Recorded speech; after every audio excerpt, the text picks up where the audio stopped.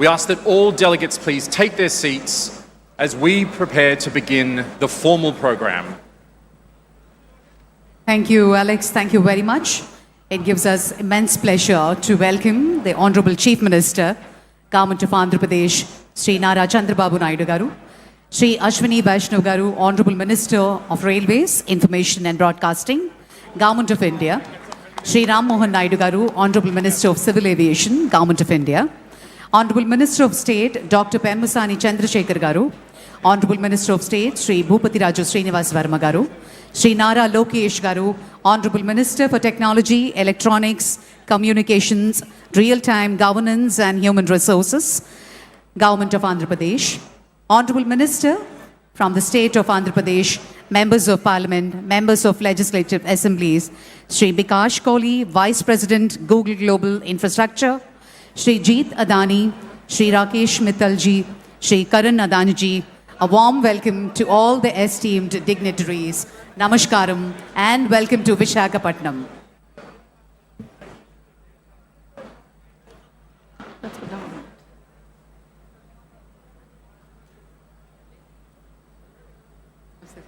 We're deeply honored to welcome each of you to the dais today. Your presence here is a testament to the extraordinary partnership that has made this moment possible.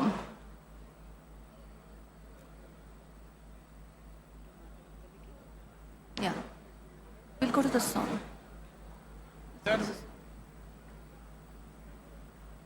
Ladies and gentlemen, distinguished guests, may I request all of you to kindly rise for the state song, the cherished tribute to the spirit of Andhra Pradesh. May I request all of you to please stand for Ma Telugu Talliki.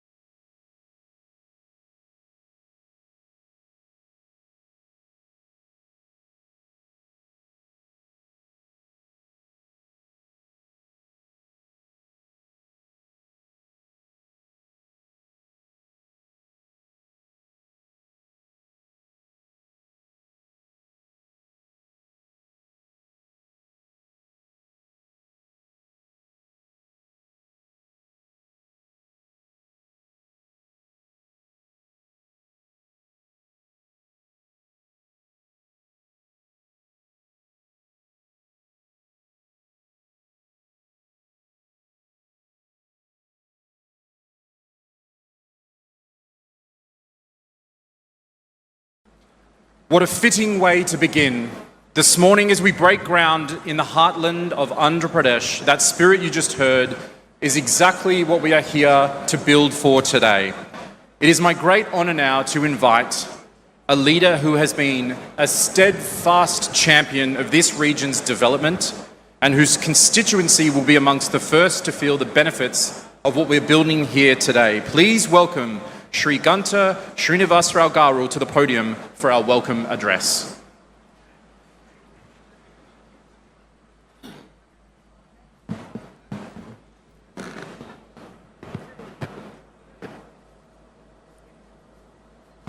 ముందుగా ఒక historical event ఇది భీమిలి, విశాఖపట్నం, ఆంధ్రప్రదేశ్ కాదు, భారతదేశానికే ఒక మరపురాని రోజు. మనకి ఏదైనా ఒక చిన్న సమాచారం కావాలన్నా, లేదు ఒక డౌట్ వచ్చినా, ఏ విషయం మనకు తెలుసుకోవాలన్నా మనం ముందు చూసేది గూగుల్. అటువంటి గూగుల్ మన ప్రాంతానికి రావటం, ఈరోజు ఆ గ్రౌండ్ బ్రేకింగ్ సెరమనీకి మన విజనరీ లీడర్ ముఖ్యమంత్రి గారు చంద్రబాబు నాయుడు గారితో పాటు కేంద్ర రైల్వే మంత్రి, ఐటీ మంత్రి, ఆయనతో పాటు అతిరథ మహారథులందరూ కూడా ఈ కార్యక్రమానికి విచ్చేసి ఈ కార్యక్రమాన్ని ఇంత దిగ్విజయం చేసినందుకు స్థానిక శాసనసభ్యుడిగా మీ అందరికి కూడా మనస్ఫూర్తిగా ధన్యవాదాలు, అభినందనలు తెలియజేసుకుంటా ఉన్నాను. విశాఖపట్నం ఒక సిటీ ఆఫ్ డెస్టినీ, ఒక హ్యాపెనింగ్ ప్లేస్, ఒక ఫైనాన్షియల్ క్యాపిటల్, ఏషియాలోనే ఫాస్టెస్ట్ గ్రోయింగ్ సిటీ. ఏదైతే గూగుల్ చీఫ్ సుందర పిచ్చయ్య గారు చెప్పినట్టుగా ఒక అందమైన కోస్టల్ సిటీ, అటువంటి కోస్టల్ సిటీలో outside America $15 billion investment తోటి ఒక గిగావాటు ఇది ఇక్కడ డేటా సెంటర్ పెట్టడం అనేది బహుశా నాకు తెలిసి ఆఫ్టర్ ఇండిపెండెన్స్ భారతదేశంలో ఇంత పెద్ద మొత్తంలో ఎఫ్డిఐ ఒక ప్రాంతానికి రావటం మొట్టమొదటిసారిగా ఇదే అని చెప్పి అందరూ అనుకుంటా ఉన్నాం. అటువంటి ఒక హిస్టారికల్ ఈవెంట్కి ఇది వేదిక కావటం, మరి అందరూ కూడా పాల్గొనేందుకు మరొకసారి మనస్ఫూర్తిగా ధన్యవాదాలు తెలియజేసుకుంటూ, మామూలుగా గౌరవ ముఖ్యమంత్రి గారు కానీ, లేకపోతే యువ నాయకులు లోకేష్ బాబు గారు కానీ, వేదిక పైన ఇతర పెద్దలందరికీ కూడా తెలిసిన విషయమే, ఏదైనా ఒక విజన్ ఉంటే దానికి యాక్షన్ కానీ తోడైతే అది ఒక reality. Vision with action can change the world. ఆ యాక్షన్ కానీ లేకపోతే అది కేవలం ఒక థియరీగా ఉంటుంది. మరి ఈరోజు దేశంలోనే ఒక టాలెస్ట్ లీడర్, అంత పొలిటికల్ ఎక్స్పీరియన్స్ ఉన్న వ్యక్తి, ఎన్నో సంక్షోభాలు, ఎన్నో అవకాశాలు అన్నీ కూడా చూసిన వ్యక్తి, 28 సంవత్సరాలకే శాసనసభ్యుడిగా, 30 సంవత్సరాలకే మంత్రిగా, 3 సార్లు ప్రతిపక్ష నాయకుడిగా, 4 సార్లు ముఖ్యమంత్రిగా, తను సూచించిన వ్యక్తులు ప్రధానమంత్రులుగా, ప్రెసిడెంట్లుగా భారతదేశ రాజకీయాల్లో ఒక కీలక పాత్ర పోషించిన వ్యక్తి నారా చంద్రబాబు నాయుడు గారు. ఆయన ఏంటో ఈరోజు మనం కొత్తగా చెప్పుకోనవసరం లేదు. ఎవరైనా ఉమ్మడి ఆంధ్రప్రదేశ్లో హైదరాబాద్ నగరానికి వెళ్తే ప్రతి ప్రాంతంలో, ప్రతి చోట కూడా చంద్రబాబు నాయుడు గారి ముద్ర స్పష్టంగా కనిపిస్తూ ఉంటుంది. అది ఒక అంతర్జాతీయ విమానాశ్రయం కావచ్చు, లేకపోతే ఒక ఓఆర్ఆర్ కావచ్చు, లేకపోతే ఒక జినోమ్ వ్యాలీ కావచ్చు, లేదు ఈరోజు ఏదైతే ఒక సైబరాబాద్గా తెలంగాణ ప్రాంతానికి అత్యంతగా ఇన్కమ్ తెచ్చే ఒక గ్రోత్ ఇంజిన్గా ఉన్న సైబరాబాద్ కావచ్చు, ఇవన్నీ కూడా మనకి చరిత్ర చూపిస్తున్న సాక్ష్యాలు.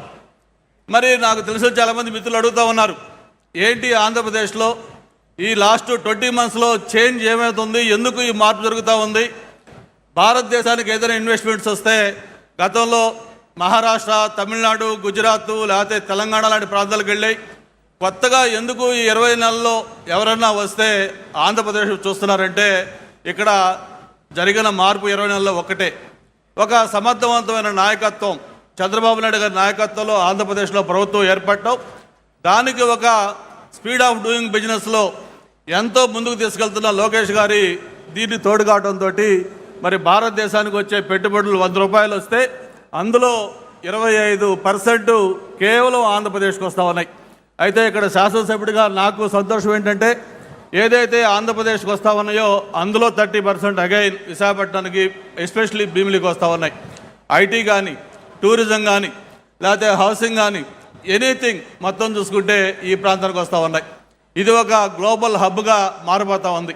ఇటువంటి ప్రాంతానికి మరిన్ని ఇండస్ట్రీస్ కూడా రావాలని, భవిష్యత్తులో ఇక్కడున్న యువత ఏదైతే ఉన్నారో వాళ్ళందరూ కూడా ఎక్కడికో వెళ్లకుండా ఇక్కడే స్థానికంగా వాళ్ళకు ఉద్యోగ అవకాశాలు కల్పించే విధంగా తయారు కావాలని కూడా ఈ ప్రాంతం అంతా కూడా అభివృద్ధి చేయాలని కోరుకుంటూ, త్వరలోనే మనకు పక్కనే సివిల్ ఏవియేషన్ మినిస్టర్ గారు కూడా ఉన్నారు, ఏదైతే ఒక భోగాపురం ఇంటర్నేషనల్ ఎయిర్పోర్ట్ ఉందో త్వరలోనే అది కూడా ప్రారంభం కాబోతూ ఉంది. వన్స్ ఇంటర్నేషనల్ ఎయిర్పోర్ట్ కానీ ఇక్కడ స్టార్ట్ అయిన తర్వాత ఇక అభివృద్ధికి పరుగులు ఎలా తెస్తుందో మనం ఊహించుకోవచ్చు. మరి ఈ సందర్భంగా నేను ఒకటే చెప్తూ ఫైనల్గా క్లోజ్ చేస్తా ఉన్నాను. నేను చదువుకునేటప్పుడు ఒక బ్రూక్ అని ఒక పోయి ఉండేది. దాంట్లో చెప్పేవాళ్ళు, men may come and men may go but I go on for ever అని. మరి గవర్నమెంట్స్ వస్తూ ఉంటాయి, ఎలక్షన్లో రకరకాల రిజల్ట్స్ వస్తూ ఉంటాయి, బట్ ఏది ఏమైనా కూడా ఒక చరిత్రలో నిలిచే విధంగా ఈరోజు మొన్ననే నక్కపల్లిలో మెటల్ 1,00,000 కోట్ల ఇన్వెస్ట్మెంట్ తోటి, ఈరోజు 1,35,000 కోట్లతో ఇక్కడ గూగుల్, ఇలా చెప్పుకుంటా పోతే మనకు చరిత్రకి సాక్ష్యాలుగా ఒక ఆనవాళ్ళుగా మనకి ఎన్ని కనిపిస్తూ ఉన్నాయి. హిస్టరీలో ఎప్పుడు కూడా ఒక చరిత్ర ఎప్పుడు లిఖించే విధంగా ఈ కార్యక్రమాలు జరుగుతూ ఉన్నాయి. అది కేవలం చంద్రబాబు నాయుడు గారి నాయకత్వంలో, యువనాయకులు లోకేష్ బాబు గారి సహకారంతో ఇవన్నీ కూడా సాధ్యమని చెప్పి కూడా మరొకసారి తెలియజేసుకుంటూ, స్థానిక శాసనసభ్యుడిగా మరొకసారి ఇంత హిస్టారికల్ ఈవెంట్లో పాల్గొని ఒక స్వాగతోపన్యాసం ఇచ్చే అవకాశం కల్పించినందుకు మరొకసారి వేదిక పైన పెద్దలకి, ఇక్కడికి విచ్చేసిన ప్రతి ఒక్కరికి కూడా పేరు పేరున ధన్యవాదాలు. Thank you. జై హింద్.